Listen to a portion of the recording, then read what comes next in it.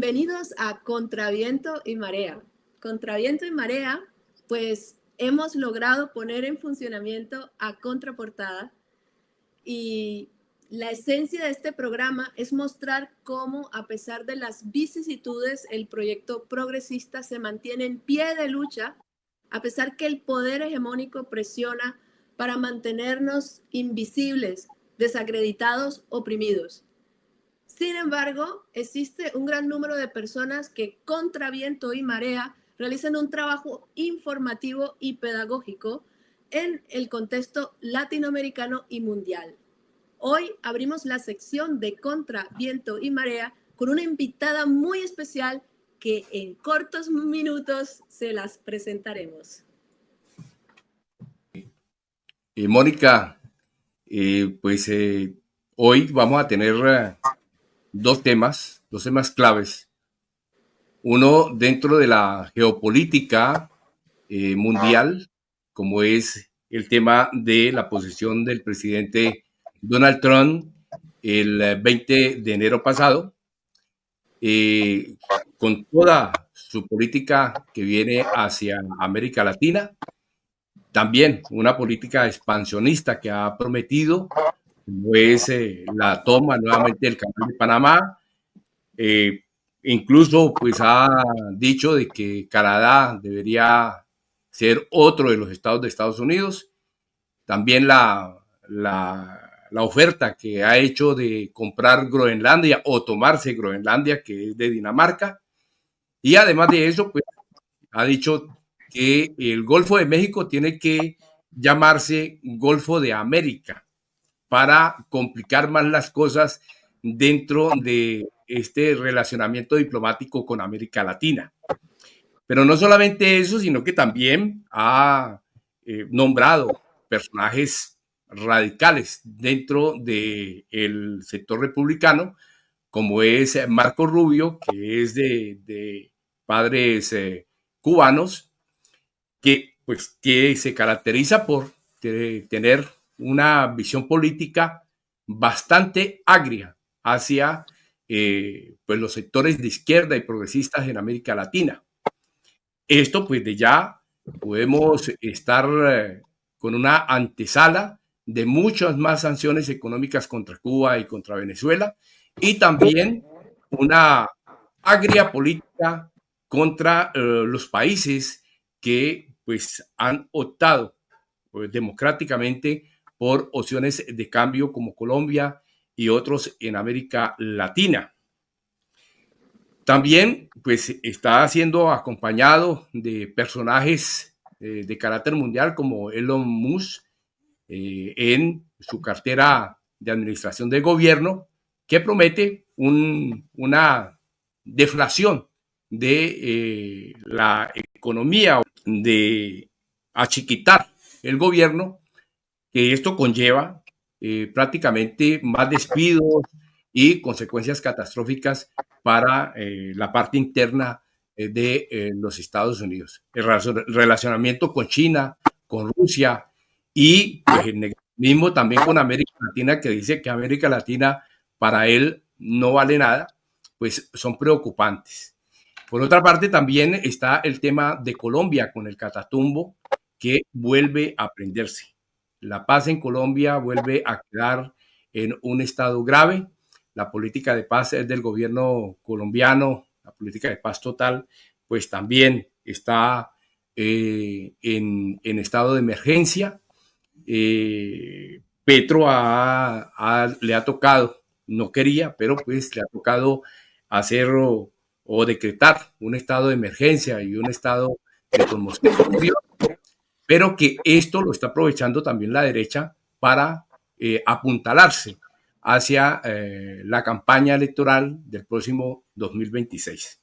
Entonces te dejo presentando nuestra invitada en la tarde de hoy, Mónica. Sí, pues para profundizar sobre estos temas, vamos a conversar con María Fernanda Barreto, periodista, escritora, analista política, quien aporta su valiosa perspectiva sobre la geopolítica de América Latina en esta nueva era bajo la administración Trump. Su conocimiento y análisis nos permitirán entender mejor las complejidades y desafíos que enfrentará la región en los próximos años, así como las posibles respuestas frente a una nueva realidad tan adversa. María Fernanda, bienvenida. Hola, Mónica. Muchos buenos augurios para Viento y Marea. Álvaro, un saludo. Y bueno, quería estar aquí con ustedes el día de hoy para conversar someramente de estos temas, porque han mencionado dos temas realmente muy complejos de los que podríamos hablar muchas horas y aún así probablemente no terminaríamos de más o menos visibilizar la complejidad de ambos temas, pero bueno, estamos para acercarnos un poco por lo menos a esa realidad. Sí, muchas gracias, María Fernanda. ¿Cómo describirías el ambiente político en América Latina ante la llegada de Donald Trump a la presidencia? Bueno, creo que tal vez Donald Trump ha logrado el primer objetivo de ese discurso violento y grandilocuente, que es de algún modo generar muchos temores en nuestra América. Mucha gente pregunta por las redes, mucha gente se alarma pensando cómo puede ser la política que va a desarrollar Donald Trump con los migrantes dentro de los Estados Unidos, los migrantes y las migrantes, pero también con los pueblos de nuestra América. Entonces se hacen eco también de ese discurso, como ya dije, grandilocuente y amenazante de Donald Trump. Entonces podríamos decir que entre las expectativas que tiene la mayor parte de la opinión pública en nuestra América, se han clavado el temor que despiertan las amenazas permanentes de quien sin duda preside la potencia más importante de este hemisferio y aún la más importante del mundo, pero que en realidad tiene un poder relativo, más aún en este momento histórico en que entra prácticamente a administrar un país que está con grandes conflictos internos y un país que además es la cabeza de un sistema político-económico, un sistema imperialista que ha construido un mundo unipolar, pero que hoy se encuentra en crisis. Entonces, en esta situación real en la que está Donald Trump, los pueblos de nuestra América deberíamos tomar un poco de distancia quizás para analizar todas las amenazas que está profiriendo Donald Trump y eso sí, pensar en siempre una respuesta unificada ante cualquier tipo de agresión real que devenga pues de esas amenazas. Pero además teniendo en cuenta que ya la historia nos ha demostrado que no son tan reales los cambios entre la política exterior de republicanos y demócratas cuando se trata de nuestra América.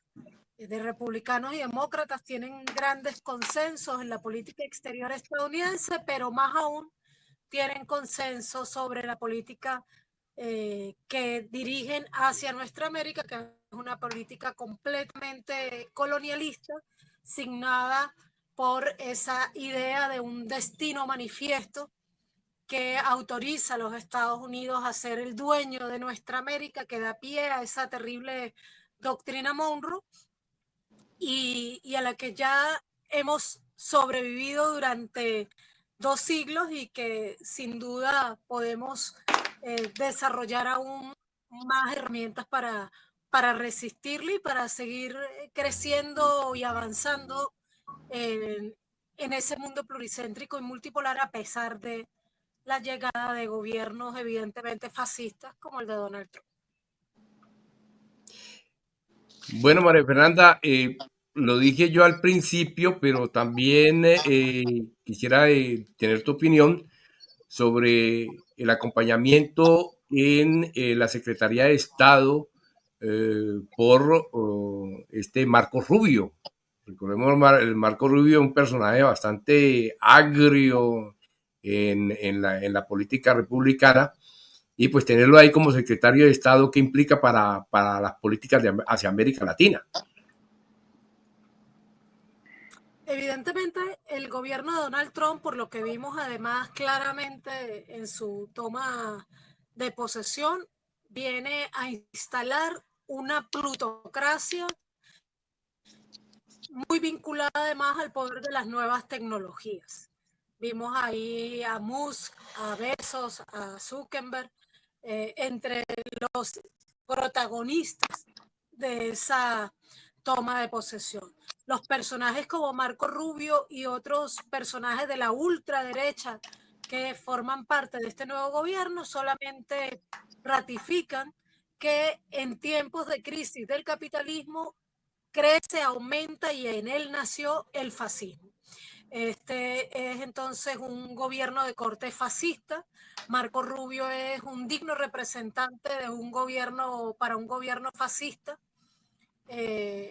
y por eso podemos esperar no solamente una visión terrible del papel de nuestra América en la historia, sino también podemos esperar que crezcan dentro de los Estados Unidos esas visiones fascistas, injerencistas, irrespetuosas de la soberanía de nuestros pueblos, que están representadas en un hombre tan derechista, tan fascista como Marco Rubio. Ahora, hay quienes especulan que el nombramiento de Marco Rubio allí probablemente sea temporal, que probablemente no tenga el poder habitual de un secretario de Estado, que tal vez sea una concesión nominal a las mafias que hacen vida en Miami, pero todo está por verse porque estamos hablando de un gobierno que apenas inició hace poco más de 10 días, o bueno, hace muy poco como para saber en términos reales cuál será el poder que este personaje nefasto tenga dentro del gobierno estadounidense. Vale, Pablo, la palabra a don Álvaro Mejía. ¿Tiene alguna pregunta, don Álvaro? Sí, yo quiero continuar con un poco con la cosa de Rubio, porque me parece que caracterizar este personaje va a ser trascendental para América Latina. En mi opinión personal, Rubio representa los dinosaurios del exilio cubano. Son gente que nunca salieron de la Guerra Fría. Ellos permanecieron en su anticomunismo y persiguen cualquier cosa que sea woke, como la llaman ahora, que es la gente que reivindica LGTBs o las negritudes o los indígenas, y están en su agenda de gobierno. Entonces, este personaje, todo el que hable de tierras, todo el que hable de transformaciones, pues todo lo vuelve en rojo. Para ellos todo el mundo es un comunista.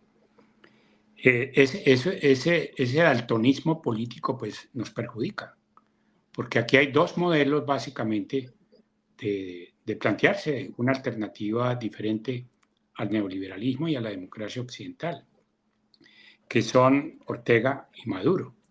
Y por otro lado están el gobierno de Sheinbaum, en herencia de López Obrador, un poco Lula, o digamos Lula y Petro. Es decir, son dos modelos muy diferentes, ¿no? Pero igual, son alternativos, son rojos, son comunistas, y para ellos no hay distinción. Ellos los echan en el mismo bulto y empiezan a dar palo. ¿Usted cómo ve esto? ¿Será que pasamos a una Guerra Fría segundo tomo, una Guerra Fría 2?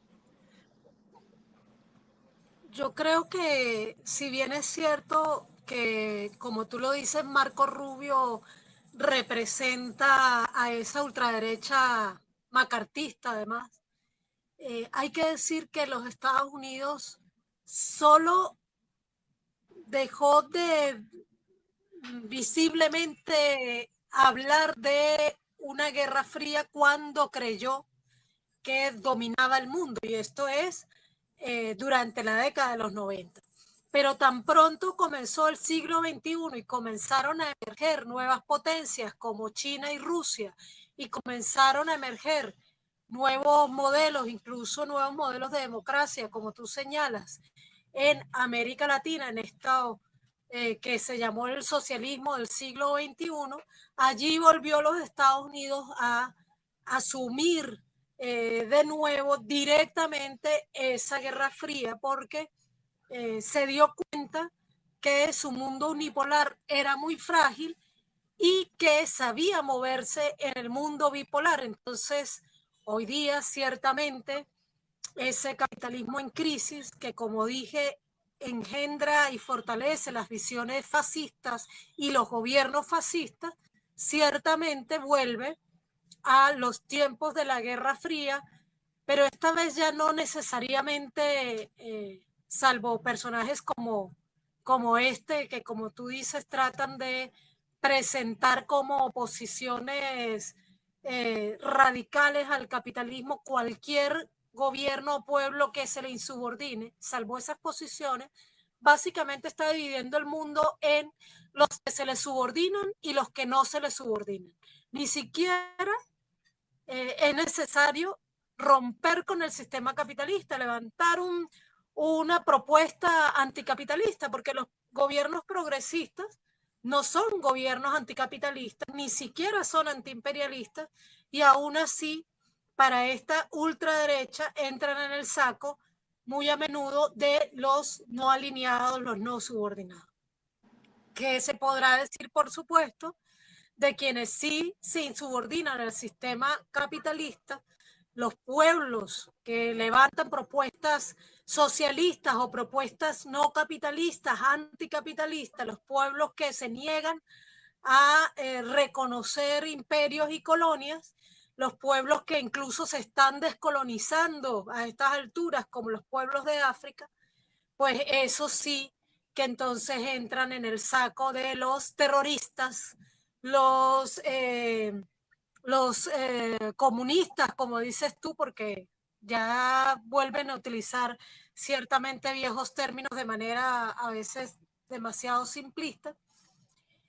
Y pues este aumento del fascismo está logrando incluso dividir al mundo entre fascistas y antifascistas.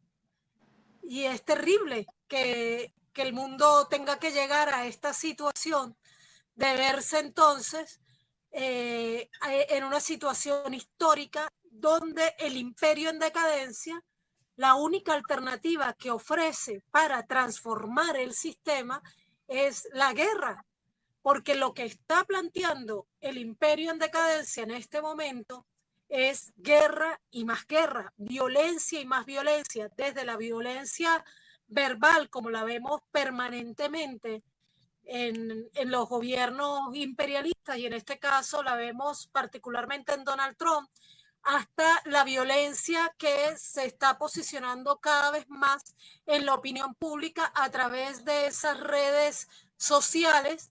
Y vimos entonces, por ejemplo, cómo Donald Trump entre sus primeras medidas habló de recuperar la libertad de expresión. Y ya sabemos qué sucede cuando los Estados Unidos habla de recuperar democracias o recuperar libertades. Y es que se impone la violencia y se impone el fascismo.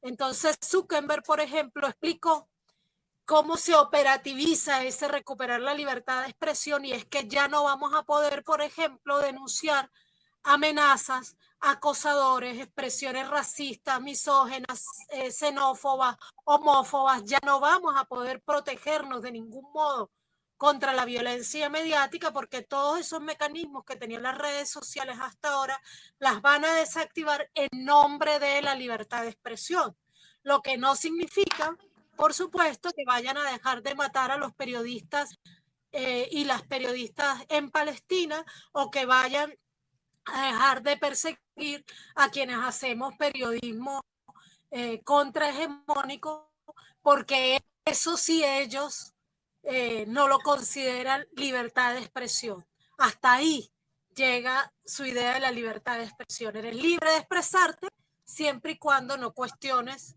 el poder omnípodo del imperialismo, a pesar de que ese imperialismo está en decadencia, y por supuesto del sionismo, de las grandes transnacionales y de todo lo que se corresponda con los intereses, que en este caso encarna ahora Donald Trump.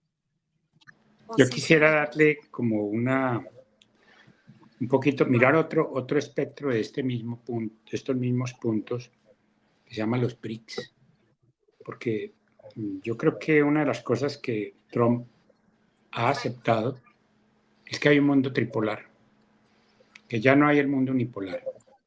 Él quiere ir al proceso de paz con Rusia, plantea que su conflicto con China no es un conflicto militar estratégico, sino que quien va a darle respuesta a China es Silicon Valley. Cosa que hay que tomar esto también en consideración. Él va por la tecnología, abre mercados para eso, invita a todas las industrias tecnológicas a que vayan a Estados Unidos e inviertan, pero digamos que para el sur global no hay nada. Para el sur global va a haber opresión, silencio, adhesión total. ¿Cómo ve usted que los BRICS, que dirigen entre otras China y Rusia, además la India, Brasil, cómo ve usted esto frente a la posibilidad de que, porque Trump habla de 100% de aranceles, que es el nuevo tributo imperial?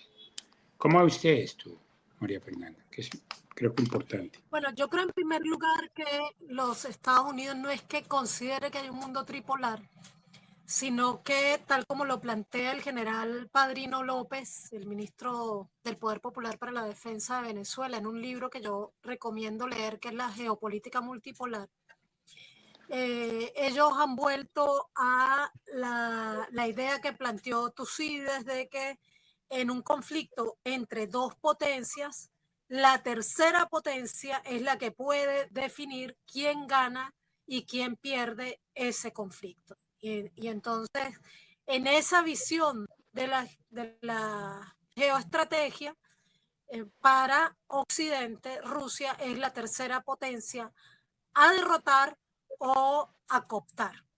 Por eso hay una política específica de los Estados Unidos con Rusia que va como un primer paso para concretar su política con China. Si bien Biden lo que planteó fue desarrollar una guerra de toda la OTAN contra Rusia, que eligió como teatro de operaciones Ucrania, Trump tiene la idea o planteó la idea de más bien cooptar a Rusia, establecer pactos con Rusia para ir directamente contra China.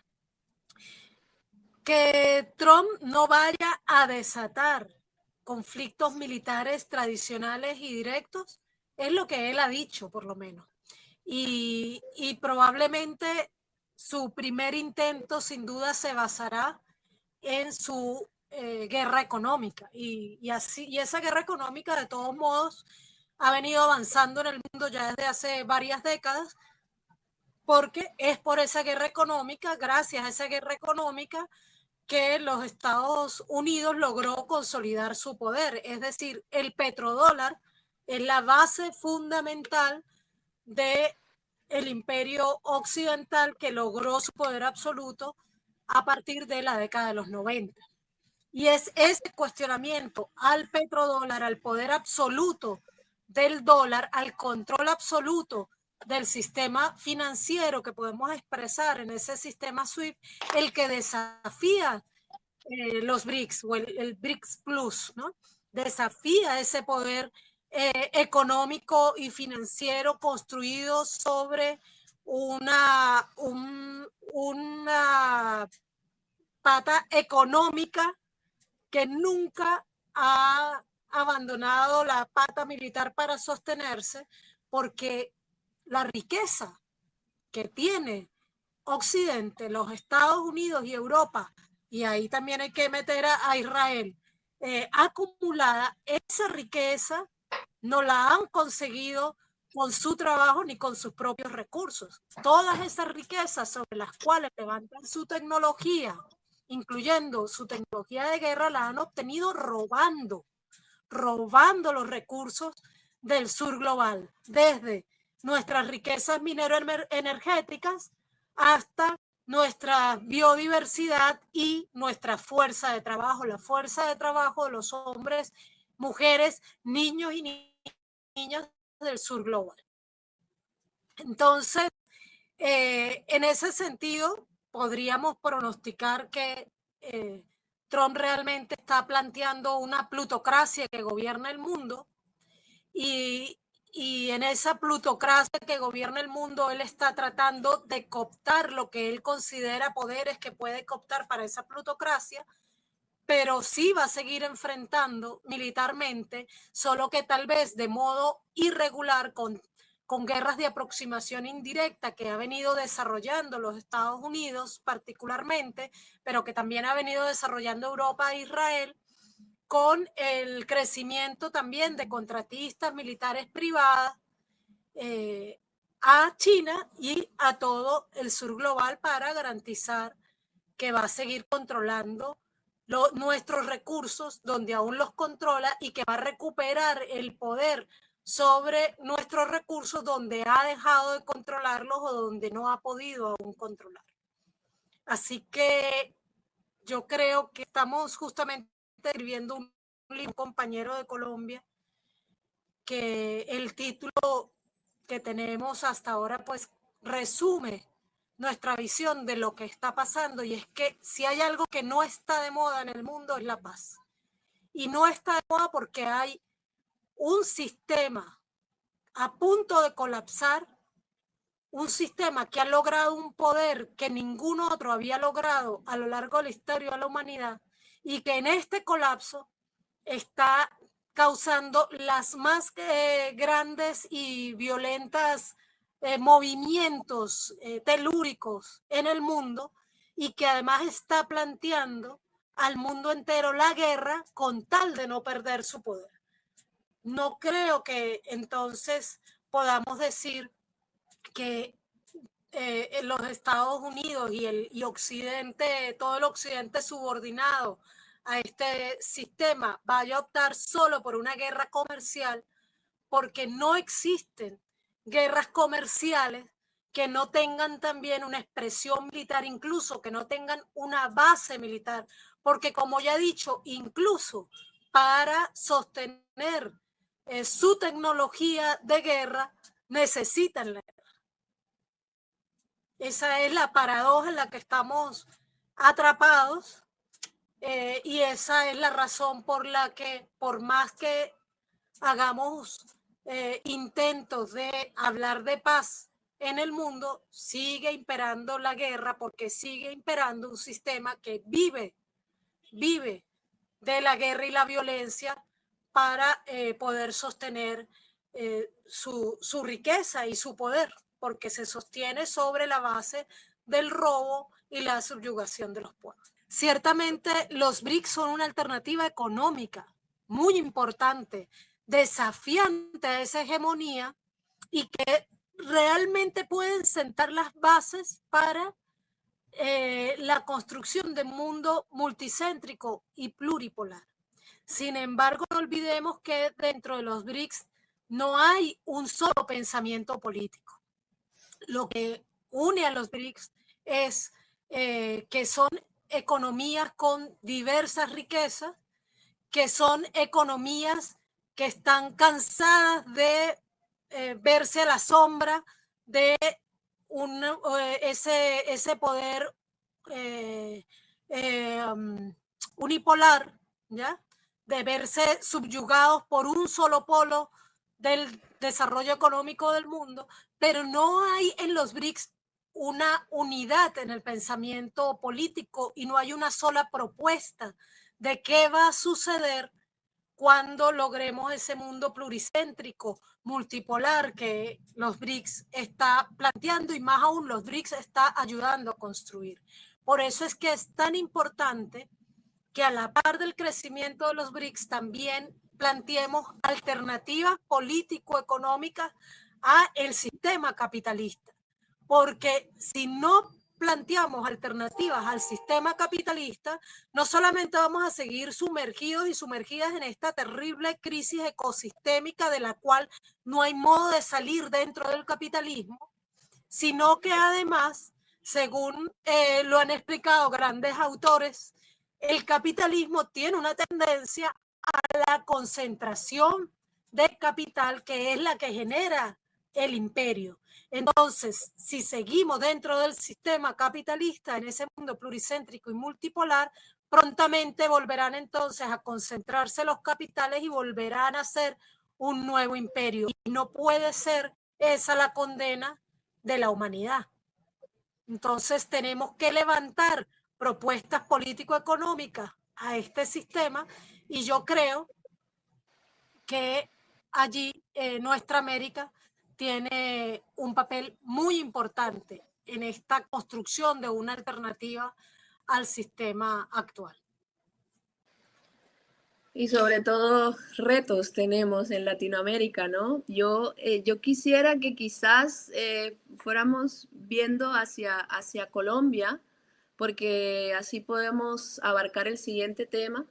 Pero tú, ¿cómo piensas tú que va a afectar pues las estrategias económicas, de sanciones económicas de Trump directamente pues naturalmente a los países en Latinoamérica, pero nos interesa pues en el momento Colombia? Bueno, seguramente en primer lugar lo primero que empezaremos a sentir será obviamente el tema de la migración, porque aunque algunos pretendan ocultarlo, no hay un país de América del Sur con mayor número de migrantes que Colombia, y quienes aquí estamos en este programa somos prueba de ello. Y gran parte de esa migración está en Estados Unidos, y gran parte de esa migración en Estados Unidos pues no está de modo legal, pero está ahí la mayoría trabajando por bajos salarios, sin seguridad social y sometida a todas esas herramientas de explotación y de humillación que tienen los Estados Unidos para ya como aceitada esa maquinaria para explotar a la población migrante, de la cual vive buena parte de su industria, no solamente los mercados informales, sino de su agroindustria y de su industria tradicional, que vive de explotar a la población migrante. Entonces, eso será sin duda uno de los primeros aspectos que podremos sentir. Pero también es cierto que seguiremos sintiendo ese despojo permanente que ha logrado tener los Estados Unidos de nuestros recursos, de nuestras riquezas. Más aún cuando los Estados Unidos, ahora con Donald Trump a la cabeza, ha decidido que no va tampoco a respetar ni a proteger al ecosistema estadounidense, no va a proteger su propio ecosistema. ¿Qué podemos esperar además que plantee en torno al respeto que hemos querido siempre exigir para nuestro ecosistema de parte de sus empresas transnacionales que hacen vida en nuestro territorio? También creo que podemos esperar sin duda un aumento, como ya lo hemos venido viendo, porque eso no se ha detenido, simplemente va a seguir aumentando, de la injerencia militar y política de los Estados Unidos en toda nuestra América y particularmente en Colombia. Y eso también significará un aumento de ese negocio transnacional que dirige los Estados Unidos a través de sus agencias, la DEA y la CIA, que es el gran negocio del narcotráfico. Ese narcotráfico va a seguir creciendo por toda nuestra América, orientado así por los Estados Unidos, y consecuentemente seguirán creciendo también los ejércitos paramilitares, porque esos ejércitos paramilitares serán herramienta fundamental para la doctrina Monroe 2.0 que está planteando Donald Trump. Así que creo que tendrá la aspiración de paz de Colombia, tendrá enemigos renovados con la llegada de Donald Trump al poder, sin querer decir que esos enemigos realmente hayan perdido mucho poder en los últimos tiempos, porque tristemente no lo han perdido. Y la muestra es que Colombia sigue siendo un país en guerra desde la llegada de los conquistadores al continente hasta el día de hoy. Bueno, precisamente sobre eso tú has apuntado dos cosas. En la agenda internacional, la paz está fuera de esta agenda. En Colombia, pues lamentablemente, a pesar de la política de la paz total que ha llevado el gobierno a propósito, el gobierno de Gustavo Petro a los diferentes actores armados, en este momento está en crisis. Nuevamente fracasan los diálogos de paz con el ELN. El gobierno colombiano pues ha tenido que suspender estos diálogos, suspender, no terminar. Esa es una cosa positiva. De todas maneras, dejan abierta la posibilidad de retomar los diálogos. Pero, sin embargo, se agrava la situación sobre una crisis humanitaria y también el repunte del conflicto armado en una zona estratégica como es el Catatumbo, fronteriza con Venezuela. Dos cosas allí que saltan también y van de la mano con la política de Estados Unidos, y es la promesa en algunos escenarios de Donald Trump, incluso de tratar de tomarse a Venezuela por la fuerza. Pero también el pedido de la ultraderecha colombiana, con su vocero Álvaro Uribe Vélez, más o menos el 9 de enero, pidiendo una intervención militar hacia Venezuela. ¿Esto qué implicaría? Te explico, hablaste al principio de la ley, porque se convirtió en ley esta propuesta del gobierno de Gustavo Petro de la paz total, y cómo se ha llegado a esta situación terrible que está viviendo la región del Catatumbo, y que como es una región binacional, pues obviamente no deja de repercutir directamente, de sentirse de inmediato las repercusiones en territorio venezolano, pero que más allá de eso, yo creo que ciertamente atacar a Venezuela, penetrar la soberanía venezolana por el Catatumbo, es uno de los planes que está detrás de todo lo que aquí está aconteciendo. Y me explico.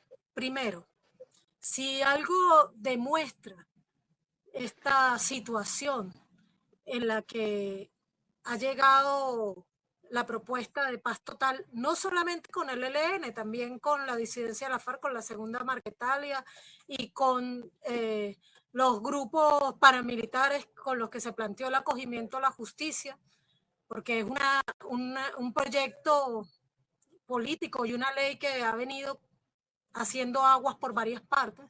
Si algo demuestra eso, es que realmente la paz de Colombia no es algo que se pueda resolver en una mesa en la que se sienten simplemente dos actores.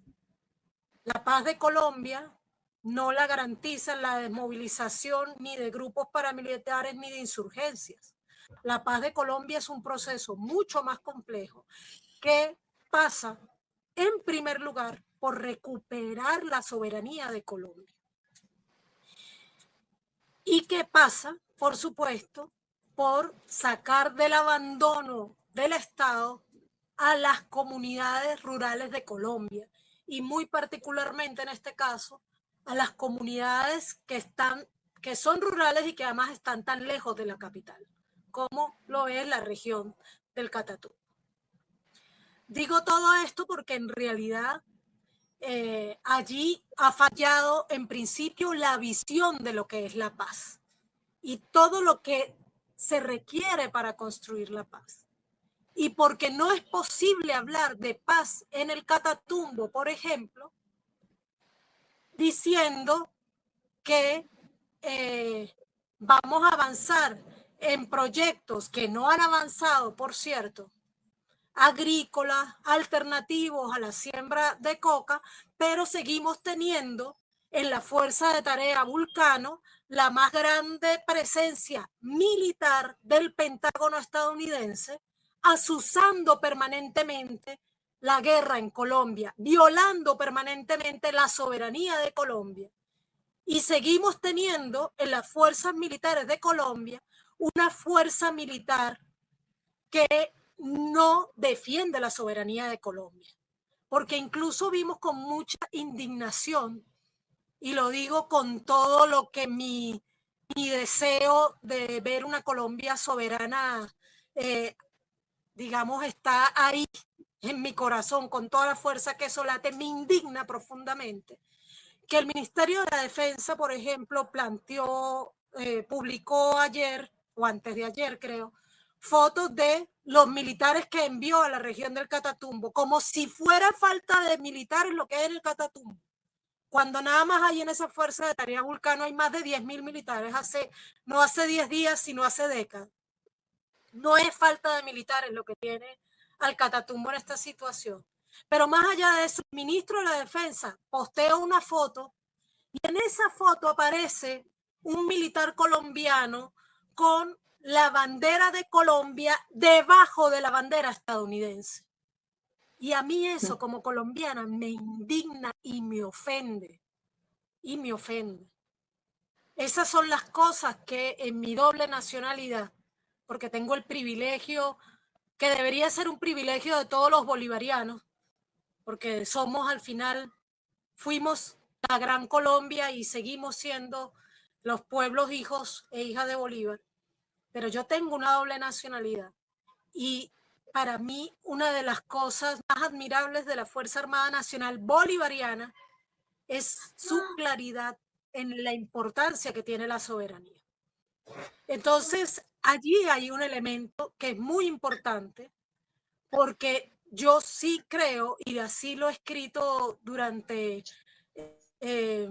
varios años, incluso les invito a leer un análisis que publiqué en el 2021 sobre el Catatumbo, que se llama El Catatumbo en Disputa. Si ustedes quienes me están escuchando ponen el Catatumbo en Disputa, María Fernanda Barreto, van a encontrar ese artículo donde explico la importancia geoestratégica de esta región binacional, porque recordemos que el río Catatumbo nace en Colombia, recorre 240 kilómetros, si no me falla la memoria, en Colombia, y luego 210 kilómetros, si no me falla la memoria, porque ya no está tan buena, hasta el lago de Maracaibo. Y esto además se parece mucho a algo que sucedió en el Arauca también hace 4 años. Y quienes dirigieron las operaciones contra Venezuela desde el Arauca durante el gobierno de Iván Duque, oh sorpresa, fueron los militares estadounidenses que se trasladaron desde el Catatumbo hasta esta región del Arauca. Si no me equivoco, la Brigada 30, desde allí dirigieron las operaciones que violentaron la soberanía venezolana, incluso causaron la muerte de varios efectivos de la Fuerza Armada Nacional Bolivariana en Venezuela.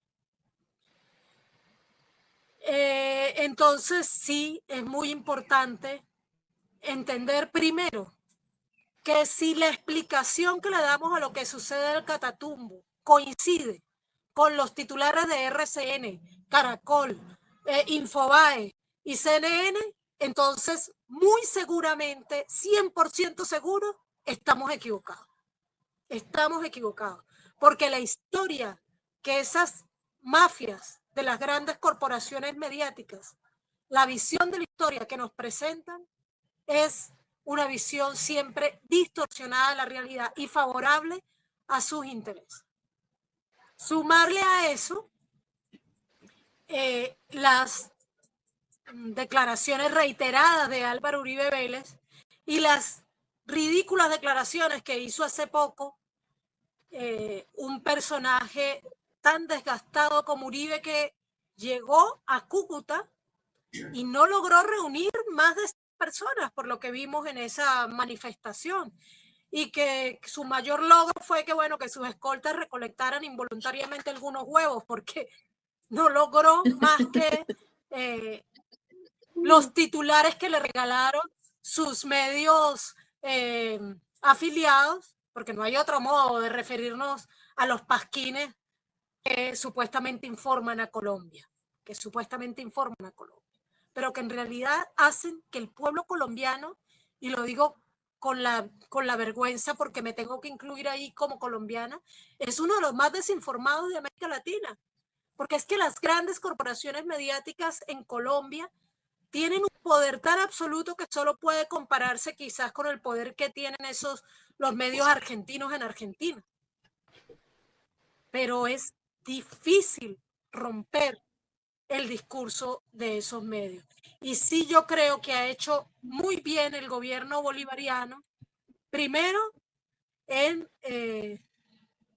con toda la dignidad de esa conciencia bolivariana que recuperó Hugo Chávez para Venezuela, que la recuperó, digamos, en este siglo XXI, y toda esa conciencia que está en el presidente Nicolás Maduro, recibir una vez más a víctimas del desplazamiento forzado de Colombia que llegan a Venezuela, y digo una vez más porque esto no ha dejado de suceder a lo largo de la historia, y también, por supuesto, recibir a gran cantidad de venezolanos que también vivían del lado colombiano de la región del Catatumbo. Primero, felicitar esa reacción.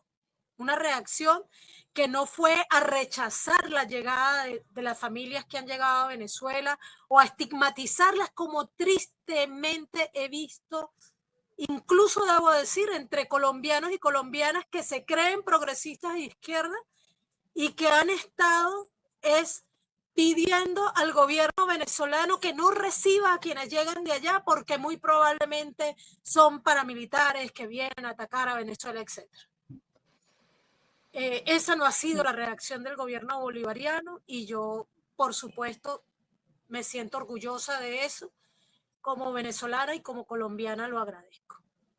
La otra reacción muy pertinente, compañeros y compañeras, ha sido la de inmediato poner en ejercicio a la Unión Cívico Policial Militar Venezolana, porque eso expresa la conciencia de que algo se está moviendo para amenazar la soberanía venezolana en esta situación que se está generando en la región del Catatumbo.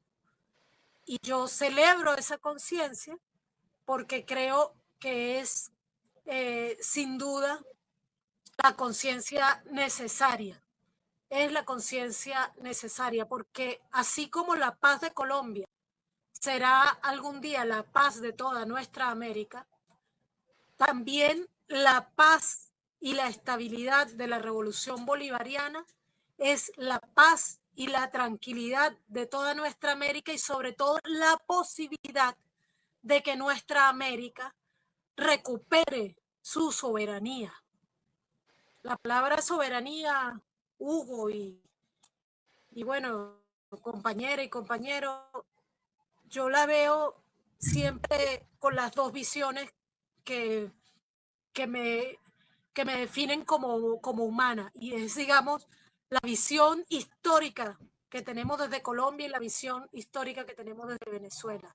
Y para mí es triste ver que ni siquiera en el progresismo y ni siquiera en la izquierda, porque yo sí creo que es necesario diferenciar el progresismo de la izquierda, la palabra soberanía en Colombia se usa con frecuencia. Es una palabra prácticamente en desuso. Y es una palabra a la que el gobierno de Gustavo Petro debería dar prioridad. Por ejemplo, yo creo que hemos tardado mucho en plantear el retiro de Colombia de la OTAN, porque Colombia es parte de la OTAN. Por supuesto, nos subestiman, no nos iban a incluir como socios, como miembros, perdón, nos han incluido como socios globales, que es algo así como los que servimos el café y limpiamos la sala de reuniones y le damos todos los recursos, sobre todo mano de obra, y nos prestamos para sus guerras proxy. Y también creo que es muy necesario que se detenga la entrega de la isla Gorgona, porque esa también es entrega de nuestra soberanía y basta ya de disfrazarlo de un proyecto de protección ecológica contra la pesca ilegal china, porque también escribimos sobre eso. Ese convenio está firmado desde el año 2013, si no me equivoco, y lo renovó Iván Duque tan pronto llegó Biden al poder. El compromiso de entregar Gorgona y la isla Malpelo a este cinturón del Pacífico occidental que está construyendo los Estados Unidos, del cual forma parte también la isla Galápagos y otras islas de Costa Rica y Panamá. Entonces, esas también son medidas que, si queremos hablar de paz, son imprescindibles. Cambiar la doctrina militar Damasco, que es la doctrina militar de las fuerzas militares colombianas, es también imprescindible. Es también imprescindible para poder hablar de paz. Hacer que nuestra Colombia deje de ser enclave del terrorismo imperialista, que deje de ser plataforma para atacar a los países vecinos, es fundamental para hablar de paz. Podríamos, por ejemplo, decir que tenemos una Colombia en paz mientras las operaciones como Gedeón sigan gestándose en territorio colombiano y sigan saliendo los paramilitares de Colombia para invadir el territorio venezolano, como lo han hecho sobre todo desde el año 2002, con la llegada del nefasto Álvaro Uribe Vélez al poder. Todas esas son cuestiones que yo creo que son las reflexiones a las que debemos ir cuando vemos la crisis que se está generando, que se está viviendo en la región del Catatumbo, mucho más allá de los titulares tendenciosos, vacíos y manipuladores de las grandes corporaciones mediáticas, particularmente las colombianas, pero por supuesto ahí también tenemos a las estadounidenses y a las europeas como ese triángulo que genera matrices de opinión para manipular a nuestros pueblos.